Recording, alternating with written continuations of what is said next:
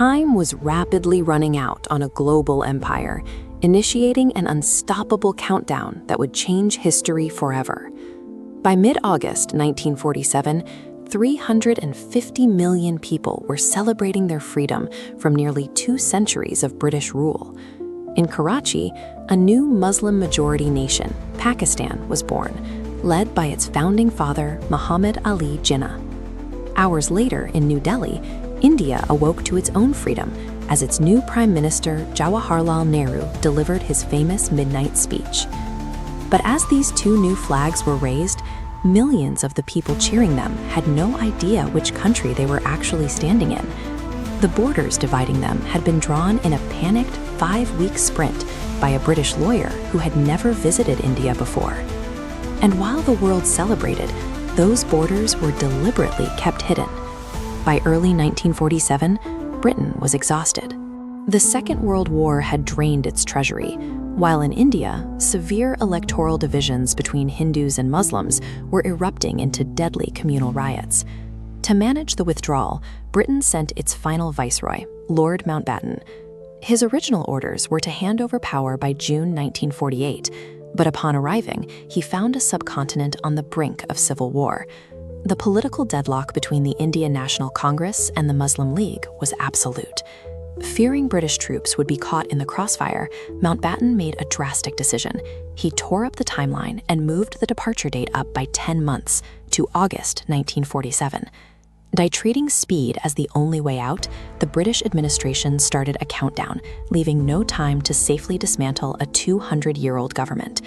This compressed schedule gave Sir Cyril Radcliffe exactly 35 days to draw borders splitting the provinces of Punjab and Bengal between India and Pakistan.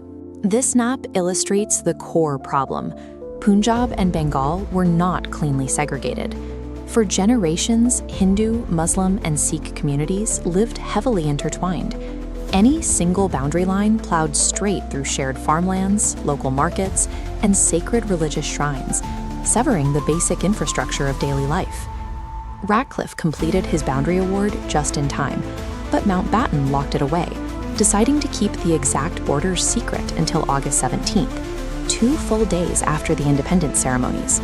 The retreating empire prioritized a clean, celebratory exit over the realities on the ground, ensuring that when the lines were finally revealed, millions of people would be completely blindsided. When the Radcliffe Line was finally published, panic swept the subcontinent. 14 million people instantly discovered they were living on the wrong side of a newly minted international border.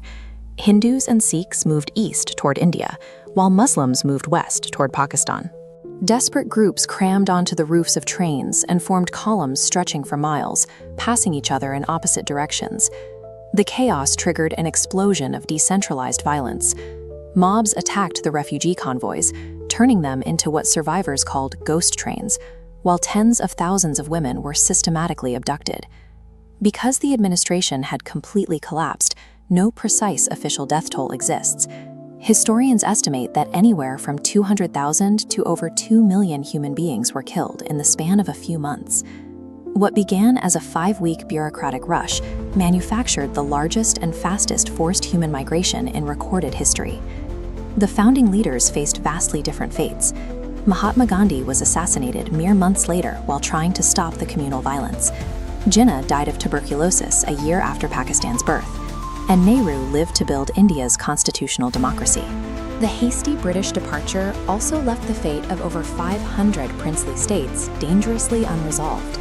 The largest flashpoint was Kashmir, a Muslim-majority state ruled by a Hindu Maharaja, who initially refused to join either nation.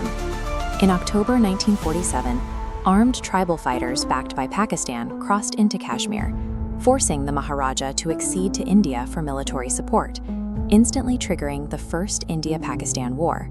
This map illustrates the outcome of the 1949 UN ceasefire.